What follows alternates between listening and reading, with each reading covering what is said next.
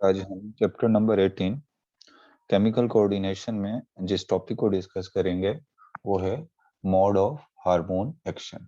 तो आज हम बात करेंगे basically mode of hormone action की। अच्छा, अब देखें, अगर हम मोड ऑफ हार्मोन एक्शन की बात करते हैं तो यहाँ पर हम देखेंगे कि किस तरीके से जो है वो हार्मोन्स जो हैं वो अपने टारगेट सेल पर काम करते हैं।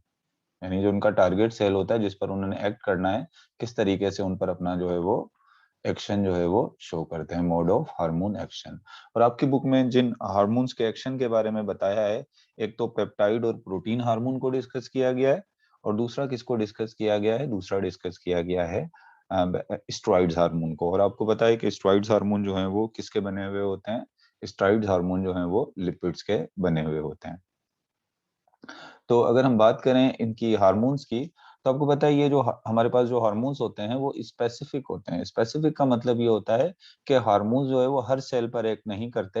हार्मोन सिर्फ उन्हीं सेल्स पर एक्ट करते हैं जहां पर उनके क्या मौजूद होते हैं, रिसेप्टर्स मौजूद होते हैं।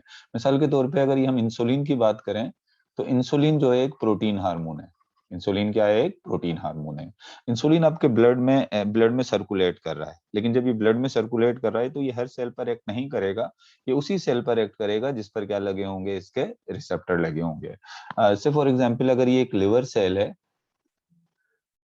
और लिवर सेल पर इंसुलिन के रिसेप्टर्स लगे हुए हैं, तो इनसे इंसुलिन का जो हार्मोन है वो किस पर काम करेगा? लिवर के सेल पर। और ये हमारे जो मसल्स के सेल्स हैं, अगर मसल्स के सेल पे हमारे इस पर इंसुलिन के रिसेप्टर्स लगे हैं तो इंसुलिन किस पर काम करेगा? मसल्स के सेल पे। ये इसी तरीके से अगर हम एस्ट्रोजन की बात करें तो एस्ट्रोजन जो है ये क्या है? ये एक स्टेरॉइड हार्मोन है। या टेस्टोस्टेरोन क्या है? ये एक स्टेरॉइड हार्मोन है।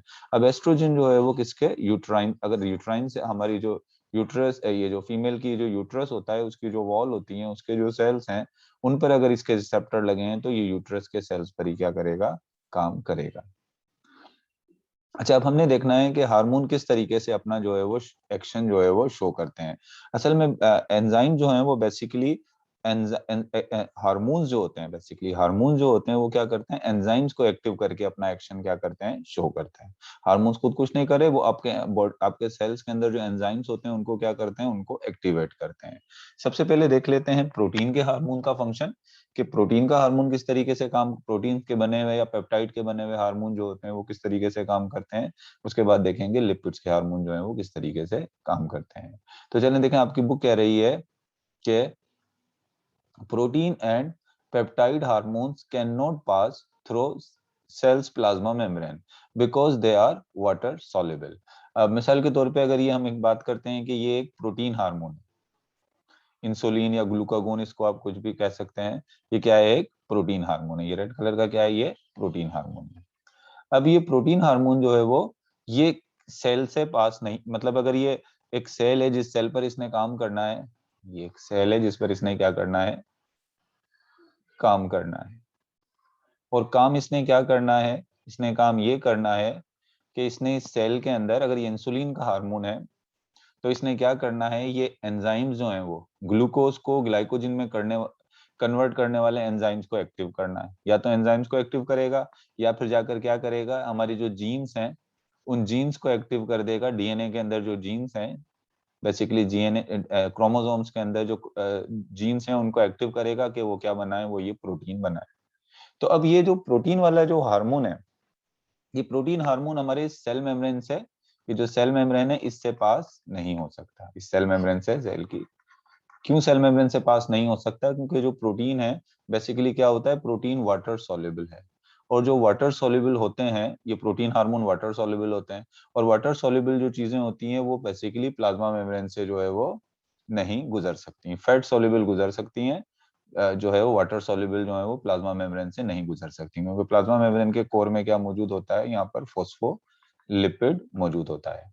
यही वजह होती है कि हार्मोन, जिनको आप फर्स्ट मैसेंजर भी कह सकते हो, bind with the receptor on the plasma membrane of target cell.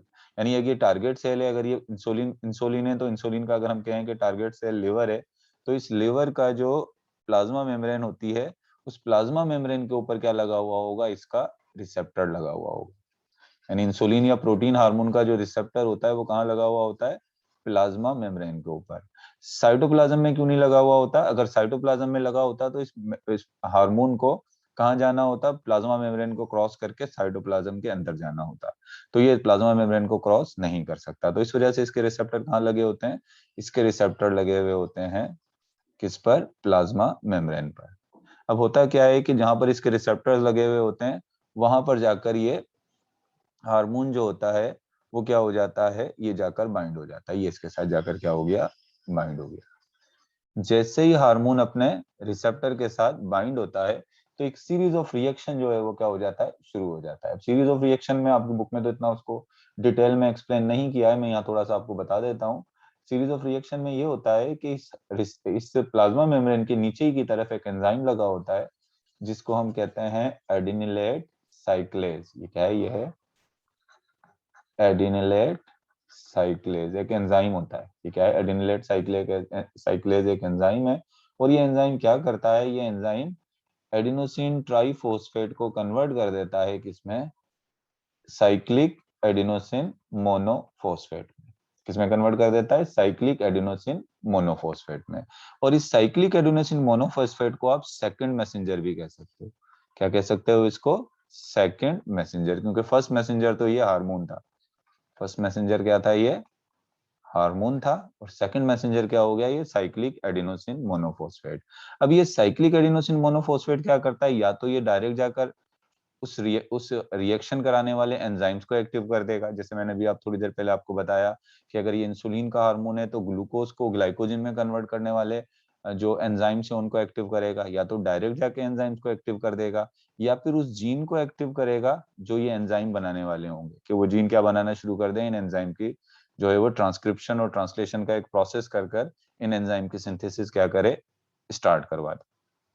तो इस तरीके से ये प्रोटीन हार्मोन जो है वो क्या करते हैं? काम करते हैं। चलें देखें आपकी बुक में क्या कह रहा है। दीज हार्मोन्स, हार्मोन्स को हम यहाँ पर क्या कह रहे हैं? First messenger bind with the receptor on the plasma membrane. अभी मैंने आपको बताया कि टारगेट सेल की प्लाज्मा मेम्ब्रेन पे वो किसके साथ बाइंड हो जाते हैं? रिसेप्टर्स के साथ। ये टारगेट सेल हो गया। इस टारगेट सेल का ये क्या, जिस तरह यहाँ पर आप देख लें, ये टारगेट सेल है और ये टारगेट सेल के क्या है? ये टारगेट सेल के रिसेप्टर्स हैं। येलो कलर में जो नजर आ रहे हैं ये क्या है? ये टारगेट सेल के रिसेप्टर्स हैं, जिसके साथ ये पेप्टाइड हार्मोन या प्रोटीन हार्मोन जाकर क्या होगा? बाइंड होगा।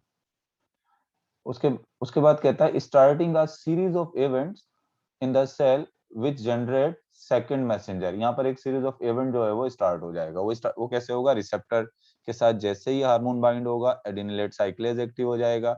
एडिनिलेट साइक्लेज क्या करेगा? वो कन्वर्ट कर देगा एटीपी को साइक्लिक एडिनोसिन मोनोफॉस्फेट में कन्वर्ट कर देगा। ये किसमें? और साइक्लिक एडिनोसिन मोनोफॉस्फेट को आप क्या कहोगे? इसको आप कहोगे second messenger. The second messenger then trigger various changes in the cell, including activation of enzyme and gene activation. अब ये जो second messenger है ये जाकर आपके जीन को भी एक्टिव कर देगा एंजाइम प्रोड्यूस करने के लिए, या फिर डायरेक्ट अगर एंजाइम प्रोड्यूस हुआ है उस एंजाइम को जाकर क्या कर देगा? एक्टिव कर देगा।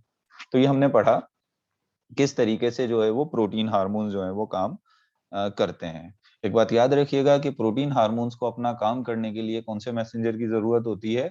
इनको सेकंड मैसेंजर की जरूरत होती है।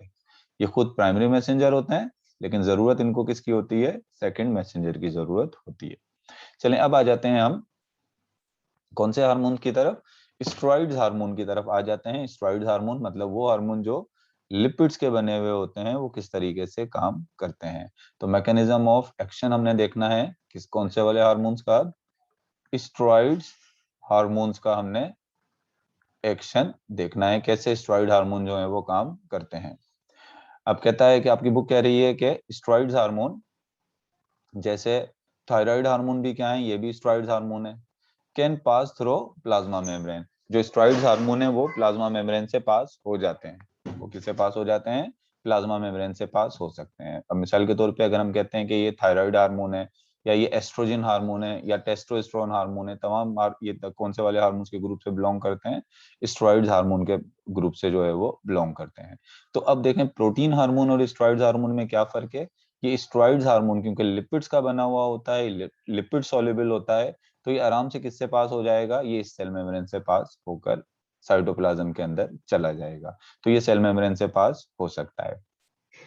अब ये सेल मेम्ब्रेन से जब पास हो जाता है तो इसी वजह से इसके जो रिसेप्टर्स होते हैं, स्टेरॉइड्स या लिपिड्स हार्मोन के जो रिसेप्टर्स होते हैं वो कहाँ मौजूद होते हैं? वो मौजूद होते हैं साइटोप्लाज्म के अंदर। यहाँ पर आप डिफरेंस देख सकते हैं कि प्रोटीन हार्मोन के जो रिसेप्टर थे वो सेल मेम्ब्रेन पर लगे थे, लेकिन स्टेरॉइड हार्मोन के रिसेप्टर कहाँ पर मौजूद हैं? वो साइटोप्लाज्म के अंदर जो है वो मौजूद हैं, और इसके साथ जाकर जो है ये बाइंड हो जाएगा। तो ये बन गया रिसेप्टर एंड हार्मोन कॉम्प्लेक्स। अब ये रिसेप्टर और हार्मोन जो कॉम्प्लेक्स है ये डायरेक्ट जाकर क्या करेगा? ये डायरेक्ट जाकर एक्टिव कर देगा किसको? डीएनए को या आपके जीन्स को, कि वो क्या प्रोड्यूस करें? वो प्रोड्यूस करवाएं एंजाइम। वो क्या प्रोड्यूस कराएं?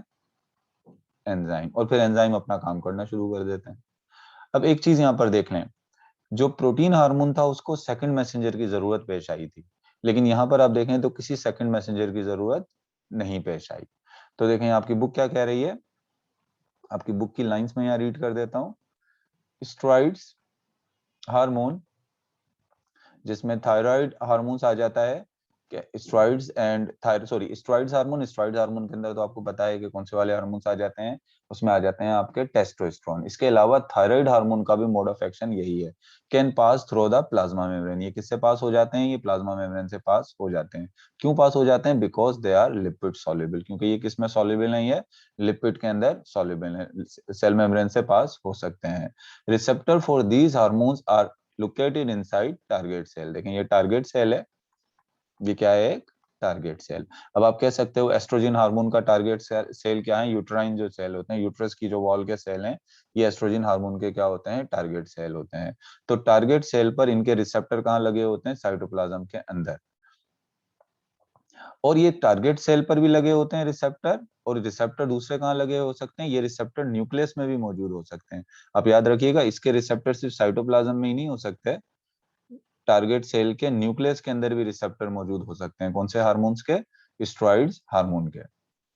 और hormones bind with their receptor to form hormone receptor complex. ये देखें व्हाइट कलर का जो हार्मोन्स है ये येलो कलर के रिसेप्टर के साथ क्या हो गया? बाइंड हो गया, और उससे क्या बन गया?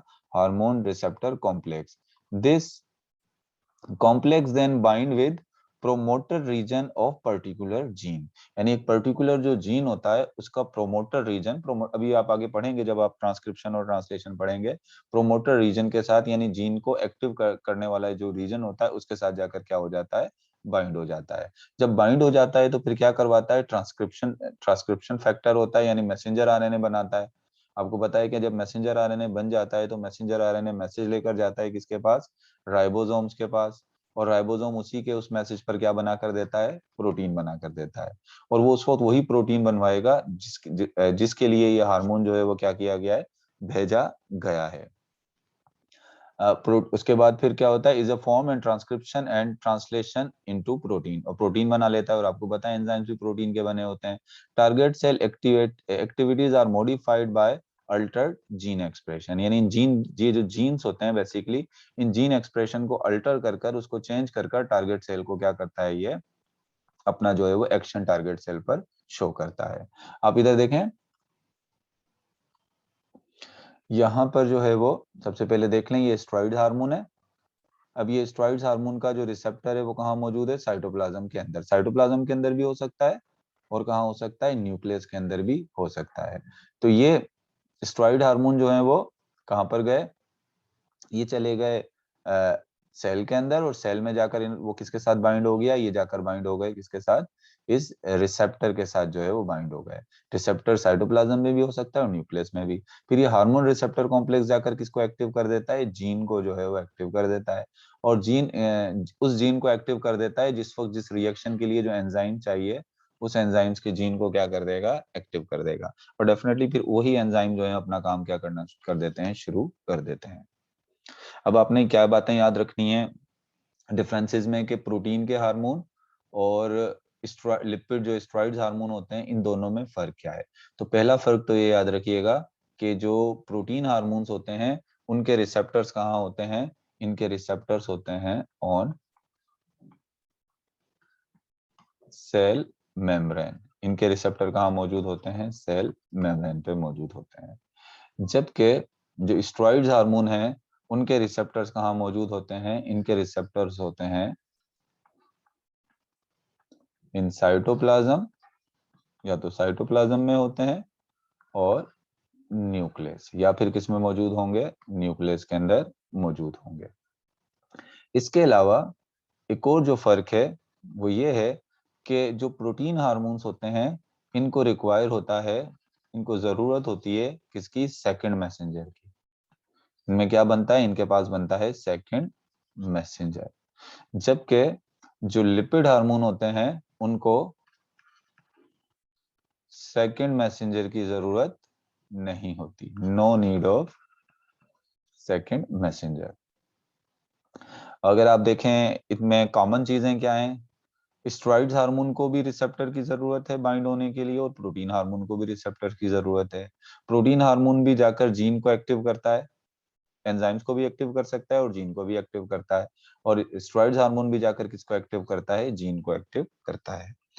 इस टॉपिक से रिलेटेड जो क्वेश्चंस होंगे या वो क्वेश्चन जो पिछले साल पेपर्स में आ चुके हैं इस टॉपिक से रिलेटेड, वो क्वेश्चन मैं यहाँ पर आपको डिस्क्रिप्शन में आप देख लीजिएगा, मैं डिस्क्रिप्शन में वहां पर वो क्वेश्चंस लिख दूंगा।